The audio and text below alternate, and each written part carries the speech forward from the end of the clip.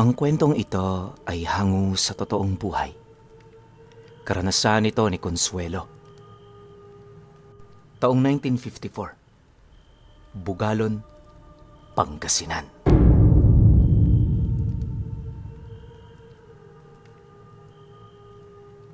Nag-iisang anak ng kanyang mga magulang itong si Consuelo.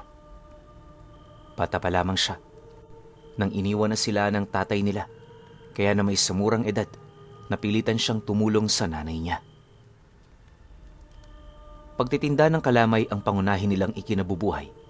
Minsan may mga bumibili, pero madalas nagsasayang lang sila ng oras kakalibot ng mga karatig baryo.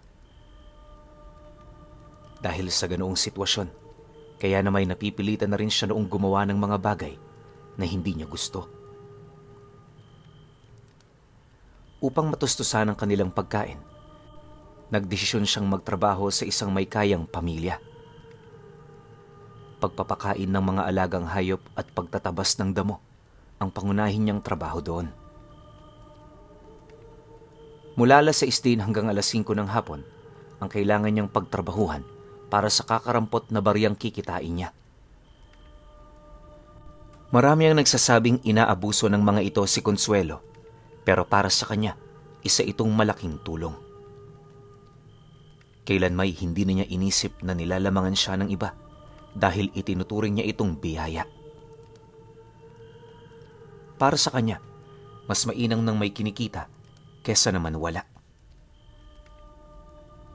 Mula sa edad niyang 12 anyos hanggang 21, paninilbihan sa mga ito ang kanyang naging pangunahing trabaho. Akala nga niya noon, yun lang ang magiging suliranin ng buhay niya. Ngunit sa pagtungtong ng taong ito, nagkasakit ng malubha ang kanyang ina. Sa paglipas ng mga araw, di na yun nakapagtrabaho dahil sa matindi nitong panghihina. Pinatingnan na rin niya yon sa manggagamot, pero binigyan lang sila nito ng iilang mga panlunas na pawang pamahid lang. Kahit hindi nakatungtong si Consuelo noon sa paaralan, alam niyang wala itong epekto dahil ang sakit ng nanay niya nasa loob ng sistema nito. Hindi nagtagal. Sa kasamaang palad, binawian na rin niya ng buhay. Napakahirap para sa kanyang tanggapin ang pangyayaring yon, gawa ng ang buhay niya umiikot sa kanyang ina. Dahil sa presensya nito, kung bakit siya naghahangad ng pagbabago ng kanilang buhay. Ang pinakamasakit pa noon sa lahat, bago nalagutan ng nanay niya, nasa harapan siya nito, pilit yung kinakausap habang umiiyak. Alam niyang hirap na ang nanay niya noon, pero nagagawa pa rin itong ngumiti habang inaabisuhan siyang wag nang malungkot at mag-alala. Sa pinakahuli nitong hininga, naramdaman niya pa rin ang pagmamahal ng isang ina na palagi nitong ipinaparamdam sa kanya. Dahil sa ganoong pangyayari, isang matinding kalbaryo ang kanyang pinagdaanan sa unang gabi ng lamay ng kanyang ina. Tulala lang siyang nakaupo sa tabi nito, pilit inaalala ang masasaya nilang pagsasama. Ayon sa kanya, kahit mahirap lang ang buhay nila noon, masaya sila tuwing walang ginagawa. Kadalasan ang paboritong ihain ng kanyang ina pagdating niya galing trabaho ay kapeng ginawa sa tutong na bigas. Sinasabayan din niya yon ng lebadura na ilang linggo na nitong inimbak sa banga nila. Habang nagmemeryenda rin siya, may mga kinukwento yun sa kanya na may kaugnayan sa kabataan nito. Palagi rin itong nababanggit ang kanyang ama at ang mga mabubuting pakitungo nito sa kanila noong yon ay nabubuhay pa. Tandang-tanda ni Consuelo noon ang walang sawang pagbanggit nito kung gaano siya kahalaga para sa kanyang ama. Mula sanggol hanggang nakapaglakad na siya, wala itong ibang minithi sa buhay kundi ang makasama sila ng nanay niya. Dahil sa mga alaalang yon, mas lalong bumigat ang kanyang loob. Gusto niya noong sumigaw at magwala sa kanilang lugar pero ang inaalala niya, yung mga taong nakikiramay sa kanya. Sa paglipas pa ng mga araw, habang papalapit ang libing, unti-unting bumibigat ang kanyang damdamin. Hindi naglaon, nang dumating na ang araw na kanyang ikinakatakot, tahimik at blanko lang naman ang kanyang isipan habang pinagmamasdan ang paglalagay sa hukay sa labi ng kanyang inay. Maraming taong gustong magbigay ng payo noon sa kanya, pero lahat yon hindi niya pinakinggan. Pagkatapos naman ng libing, tahimik siyang umuwi sa kanila. Pakiramdam niya napakaluwag ng bahay nila, kaya kahit malamig at madilim sa labas, doon siya natulog. Kampante siya noong humiga sa lupa na parabang wala na siyang pakialam sa mga mangyayari sa kanya. Ilang araw pa ang dumaan, mas lalong tumindi ang naging pagsubok ni Consuelo.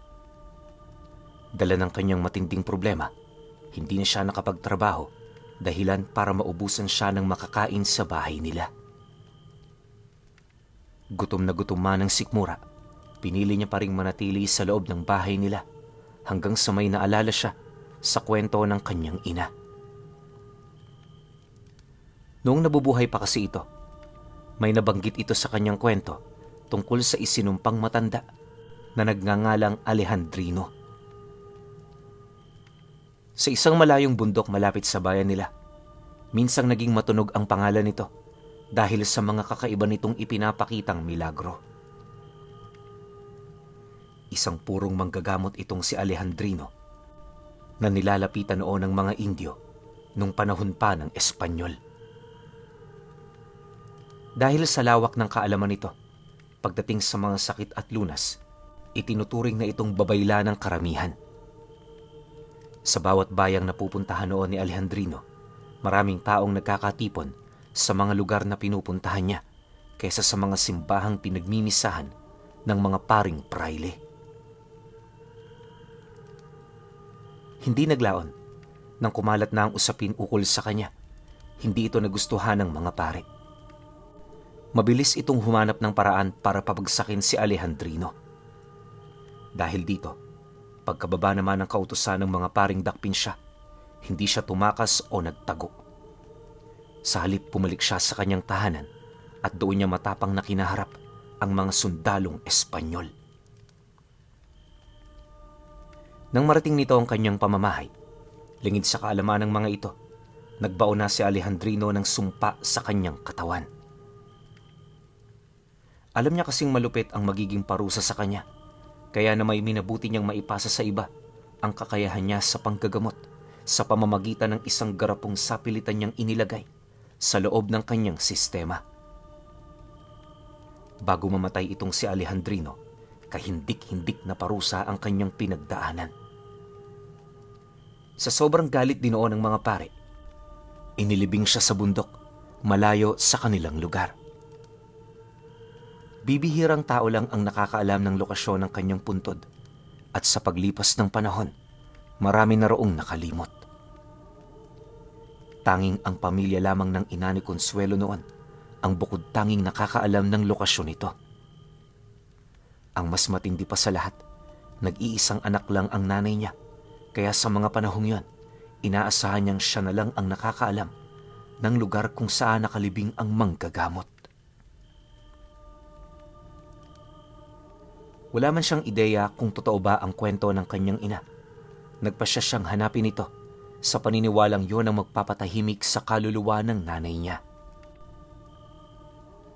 Para kay Consuelo, hindi lang basta misyon ang gagawin niyang yon, bagkus doon nakasalalay ang pagpapakita niya ng matinding pagsisisi sa pagkawala nito. Ayon kasi sa kanya, kung noon pa niya yun ginawa, hindi malabong buhay pa sa mga oras na yon ang kanyang ina. Dahil dito, nagdesisyon siyang hanapin ito kahit batid niyang hindi siya sigurado kung totoo man o hindi ang kwento. Ang tanging pinanghawakan niya noong mga oras na yon ay ang pagmamalabis niyang makabawi sa yumao niyang ina. Sa loob ng 2 araw na paghahanda, lahat ng natitira niyang pera Binuhos niya para makabili ng mga karagdagang gamit. Milya-milya kasi ang layo ng lugar na kanyang pupuntahan at base sa kanyang mga napagtanungan, ganap ng ilang ang lugar na yon. Mapanganib ang pagpunta roon ng walang dalang gamit sa kadahilan ng anumang oras pwede kang maligaw o lapain ng mababangis na hayop. Dagdag pa ng mga ito, sa oras din na maligaw siya sa lugar, hindi malabong din na siya makauwi. Nang marinig naman ni Consuelo ang tungkol sa bagay na yan, hindi siya nagpasindak, bagkus ginamit niya itong lakas upang mas lalong mapalakas ang kanyang loob. Sa pagsapit naman ng araw na kanyang pinakahinihintay, agad naman siyang naglakbay. Sa pag-alis niya sa kanilang lugar, hindi niya gaanong inaasahan pa na buo niyang mababalikan ang bahay nila. Sa dinami-rami kasi ng binatilyo at magnanakaw noon, hindi malabong pasukin ito habang wala siya. Gayunpaman, hindi niya na yun inisip, gawa ng wala namang mananakaw sa bahay nilang yun. Karamihan ng kanilang mga gamit, kung hindi mga luma na, malapit na ring mabulok. Dala niya din lahat ng kanyang mga mahalagang naipundar para naman kahit papaano, alam niyang ligtas ito. Sa loob ng ilang oras na kanyang paglalakbay, naging maayos naman ang lahat. Bit-bit ang kaperanggot na mapang nabili niya sa mga mamumundok sa lugar nila. Walang pag-aalangan niyang tinahak ang daan. Ayon kay Consuelo, isang malawak na gubat ang pinaglibingan ng katawan ni Alejandrino. Napakasukal din ng lugar na yan at animoy nilikha ito upang maitaboy ang maraming tao. Hindi rin mabilang ang uri ng mga ahas na naninirahan sa lugar, kaya siniguro niyang mas marami ang dala niyang panlunas kaysa pagkain. Yung pagkain kasi, makakahanap siya nito sa gubat. Pero yung panlunas sa kamandag, hindi niya ito matatagpuan sa lugar na yon. Dahil sa dami ng kanyang dala, mas madalas pa siyang magpahinga kaysa umusad. Inabot din ng isang buong linggo ang kanyang paglalakbay, kung saan hindi mabilang na baryo ang kanyang dinaanan. Nasanay na rin siya noong matulog sa lilim ng puno at halos hindi na rin niya mabilang ang mga engkwentro niya sa mga nilalang na nasa panig ng kaliwa. Mabuti na lang, walang nangyaring masama sa kanya, kaya matagumpay niyang narating ang entrada ng gubat na kanyang hinahanap. Mula sa lugar na yon, doon na mas lalong tumindi ang sitwasyon. Di pa man kasi nakakapasok itong si Consuelo, ramdam na niya ang napakaraming mga engkanto na nagbabantay dito. Ngunit kahit ganun kapanganib ang kalagayan ng lugar, di siya nagpasindak. Bago tumalikod ang araw sa kalupaan, pinasok niya ng walang takot ang gubat. Pagpatak naman ng 9:00 ng gabi, aminado siyang naliligaw na siya. Ultimong daan pabalik, hindi na niya matandaan dahil sa dami ng mga punong halos magkakahawig. Bigo rin siyang makasipat sa langit dahil sa napakayayabong na mga dahon ng punong naroroon. Makalipas pa ang ilang minuto, nang makaramdam na ng matinding pagod itong si Consuelo, minabuti naman niyang umupo sa ugat ng isang malaking puno. Sa kasagsaga ng kanyang pamamahinga, tahimik at maigi naman niyang pinagmasdan ang buong lugar. Akala niya isang pangkaraniwang gabi lang ito, pero pagliwanag ng buwan sa kanyang kinaroroonan, may nasipat siyang isang malaking pinto na nagtatago sa mga punong naroon sa kanyang harapan. Noong una, naisip niyang namamalikmata lang siya, pero nang ilang ulit na niyang kinusot ang kanyang mga mata at naroon pa rin ang pintong yon, doon na siyang naniwalang totoo ito. Sa puntong yon, nanumbalik sa kanya ang kwento ng kanyang ina ukol sa isang malaking pintong ginawang harang upang hindi na matunton ang libingan ni Alejandrino. Nabanggit din itong punong-puno ng mahika ang pintong yon, dahilan para gabi lang ito makita.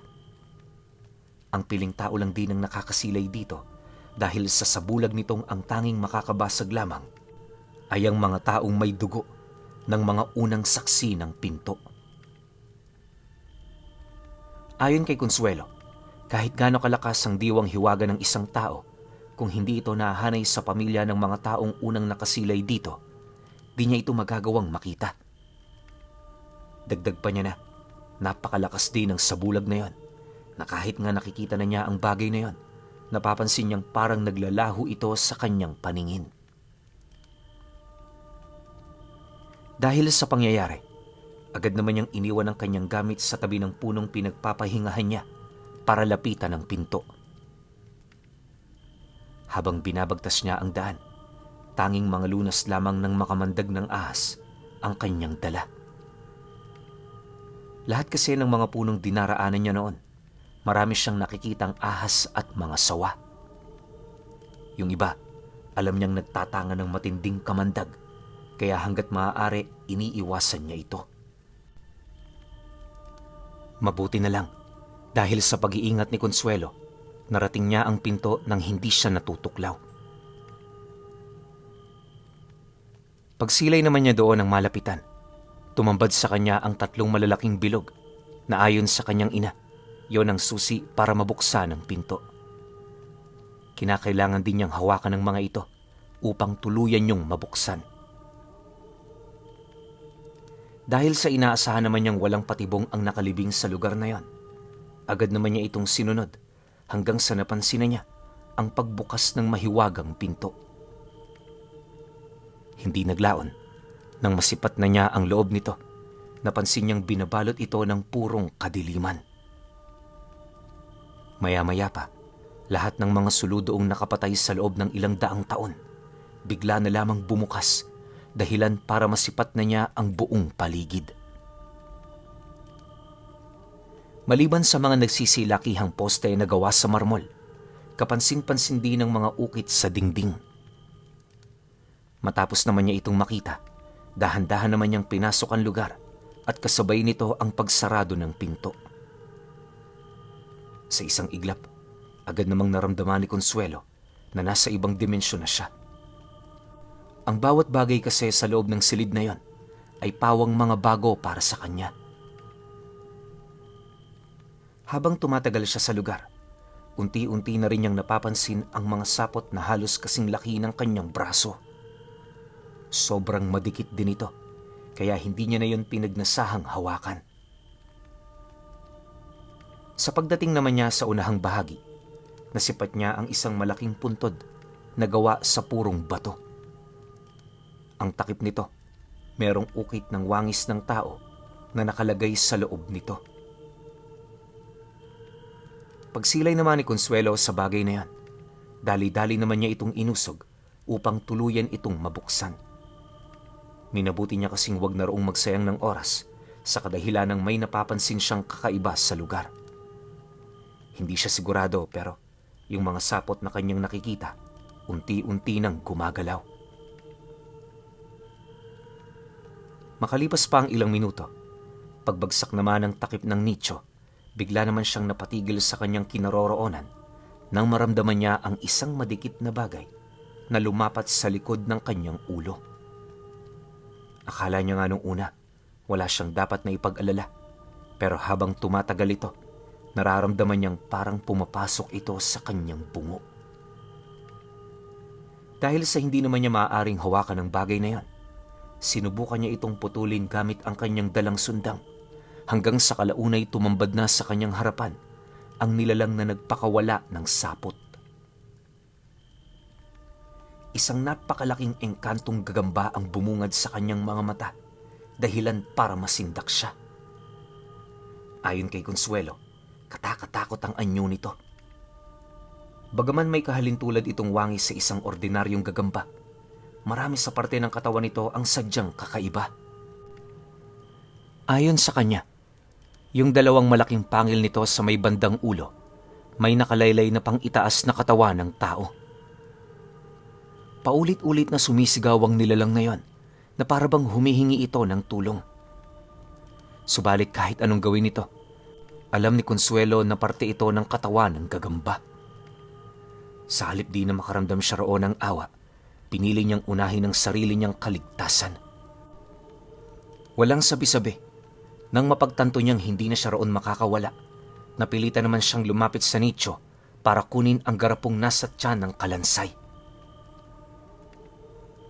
Pagbukas naman niya rito, dali-dali naman niyang ininom ang laman nito at nung maibuhos na niya ang likido, bahagya naman siyang natigilan nang tumarak sa kanyang katawan ang matalas na galamay ng dambuhalang gagamba. Paghugot naman ito sa kanya, walang patid siya nitong ibinalibag sa lupa hanggang sa kalaunay tuluyan na siya roong kumalas. Akala niya mamamatay na siya, pero pagsilay naman niya sa malaking sugat sa kanyang tiyan, nasipat niyang mabilis na humihilom ang kanyang laman. Wala rin siyang nararamdamang sakit noon na siya namang mas lalo niyang ipinagtaka. Nang mapansin naman ito ng nilalang, mas lalo pa yung nagwala. Ngunit anuman ang gawin nito sa kanya, hindi yun sapat para tuluyan siya nitong mapatay. Sa halip di na si Consuelo ang magapi sa paglalaban nilang dalawa, kapansin-pansin noon ang mabilis na pagkaagnas ng galamay nito sa bawat paglapat dito ng kanyang dugo. Maya-maya pa, kumalas na ang 8 galamay ng nilalang na yan, dahilan para bumagsak ang katawan nito sa lupa. Pagsilay naman niyang hindi na yun makakalaban pa, agad naman niyang kinuha ang kanyang sundang, sabay walang patid itong tinaga sa ulo hanggang sa nawala na yon ng buhay. Pagsilay naman niyang patay na ang gagambang yon, agad naman niyang napansin ang berdeng liwanag na nagmumula sa isa sa mga pangil nito. Wala mang ideya kung ano nangyayari rito, pinili ni Consuelong kunin ito sa paniniwalang yon ang mutyang tinatangan ng gagambang kanyang pinaslang.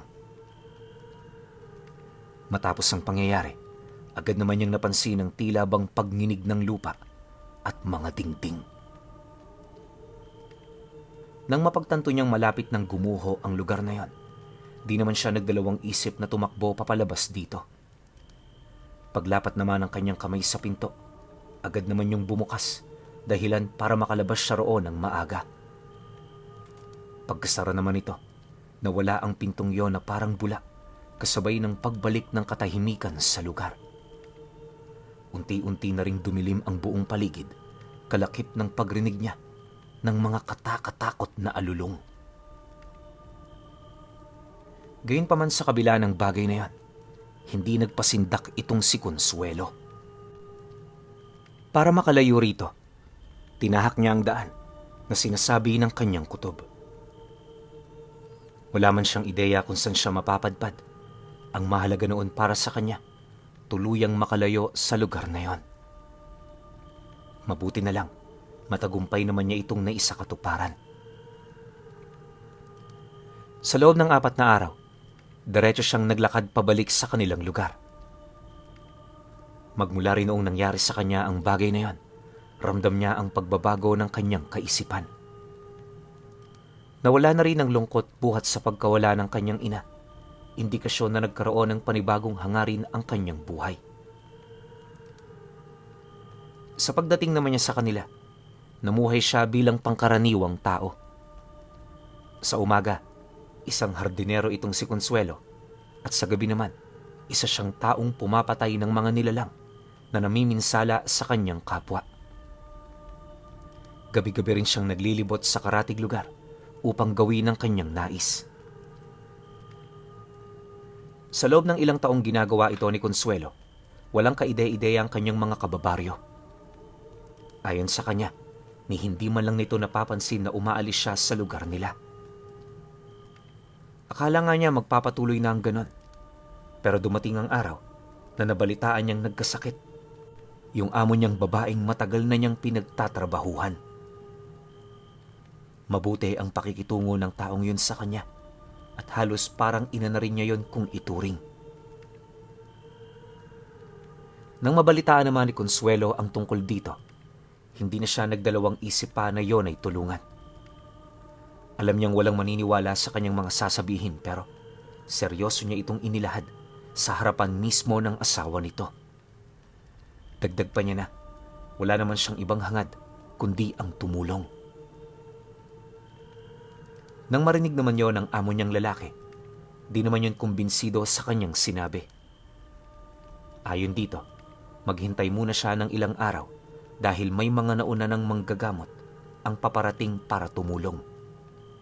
Dagdag pa nito na lahat naman sila gusto yung gumaling, kaya nauunawaan siya nito. Pagkarinig naman ni Consuelo sa sinabi nito, hindi na siya nagpumilit pa. Sa halip ang ginawa niya, palihim niyang binantayan ng tahanan nito. Sa loob ng ilang gabi niyang pagmamanman, nakita na niya ang mga tagapagmasid ng mangkukulam na may dugo ng gabunan.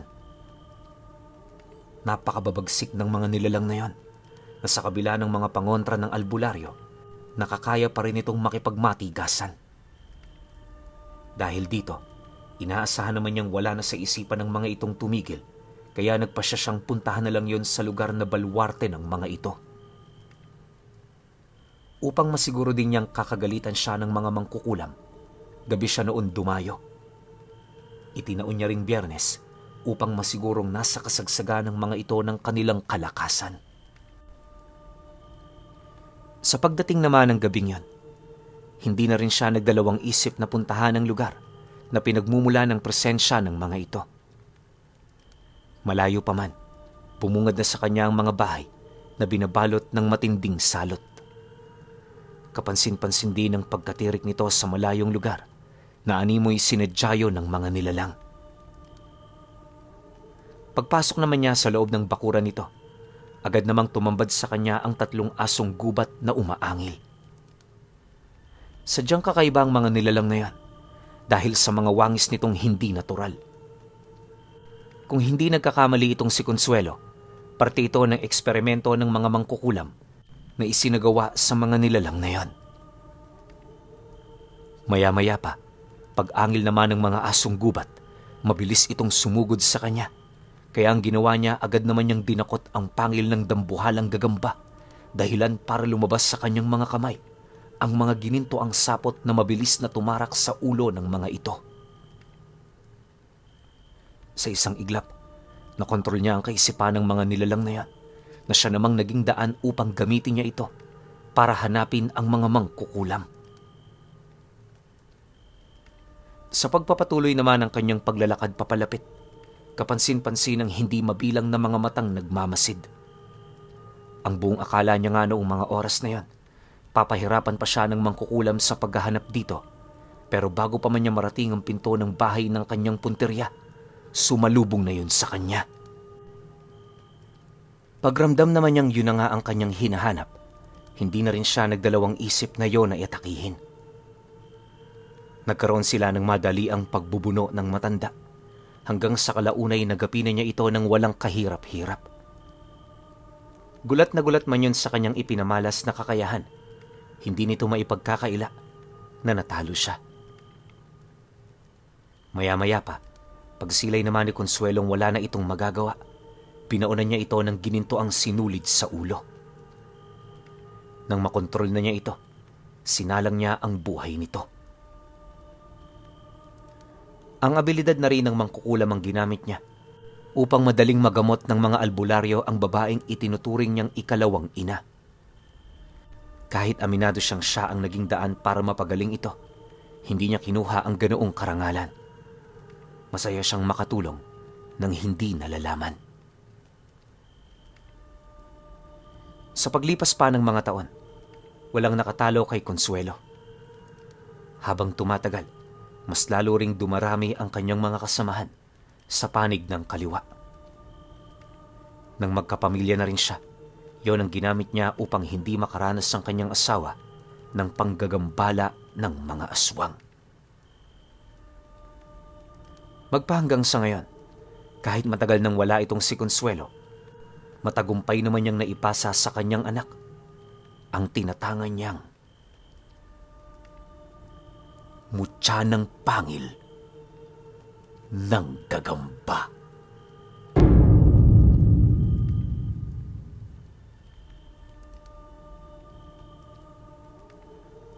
Okay. opinion ko sa kwento. Grabe naman tong kwento na to, no? Parang Spider-Man no? Pero, respeto para sa nagpadala ng kwento sa atin. Masasabi ko sa buong kwento na ngayon ko lang narinig tong klase ng ganitong mutya tapos meron pang gininto ang sinulid, no? Wala akong maibigay na magandang opinion sa buong kwento Tsaka sobrang detalye wala akong maibigay na sobrang detalyadong komento patungkol sa kwento natin. Kasi nga, di ko alam kung saan pupunta 'Di ba? Namatay yung mga magulang niya, tas out of nowhere pumunta siya sa kung saan mang bundok 'yon na pinaglalagakan nung yun nga, yung kilalang nilalapitan nung panahon ng mga Espanyol ng Indio. 'Di ba? So, consider siya as babaylan. Yung libingan nun, ginawang sagrado. Tapos siguro yung nagbabantay doon yun yung dambuhalang gagamba. Pero yung tipong kakatayin ka na ng gagamba tapos may garapon sa gitna, ininom mo, di ako makapagsabi ng negative kasi respeto nga sa nagpadala. Nasala din naman namin to. So, overall, masasabi ko sa kwento, bahala na kayo. Yun lang. Hanggang sa susunod na kwento. Salamat.